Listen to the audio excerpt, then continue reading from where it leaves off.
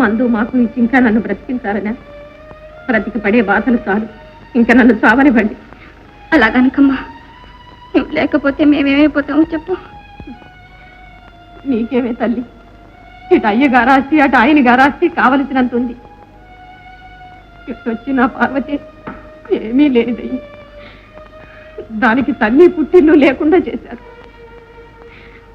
పుట్టింటి రుణం తీరిందని దాని నోటితోనే అనిపించారు. ఎందుకమ్మా అలా నిష్ఠూరంగా మాట్లాడతావు? నాకు మాత్రం అక్కంటే అభిమానం లేదా? ఉందమ్మా, ఉంది. కానీ ఐశ్వర్యం మన కళ్ళని కప్పేసింది. రక్తాన్ని పంచుకుని పుట్టిన అభిమానాన్ని కూడా చంపేసింది. చెల్లిని పిండినదెంతో ప్రేమతో పరిగెత్తుకొస్తే దాని లేని తనాన్ని ఆడిపోసుకున్నారు. దొంగదన్నారు. ఇంట్లో నుంచి పోయేదాకా తరిమి తరిమి కొట్టా. అమ్మా, మీ పాదాలు పట్టుకు చెప్తున్నానమ్మా. నేనే స్వయంగా అక్కని తీసుకురావడానికి వెళ్తాను. ఎలాగైనా అక్కని మరి ఇంటికి తీసుకొస్తానమ్మా.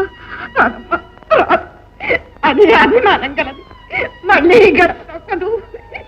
ఈ జన్మలో దాన్ని చూడలేదమ్మా. విన్నారా? ఇది మనోవ్యాధి. ఎన్ని మందులు ఇచ్చినా ప్రయోజనం లేదు. మీ పెద్దమ్మాయిని పిలిపించకపోతే చాలా ప్రమాదిస్తుంది. ఏం చేయమంటారు డాక్టర్ గారు, ఏం చేయమంటారు? అది నేను పిలిస్తే రాదు. ఆవిడేం కూతురయ్యా, తల్లి ప్రమాద స్థితిలో ఉన్నా రాదు.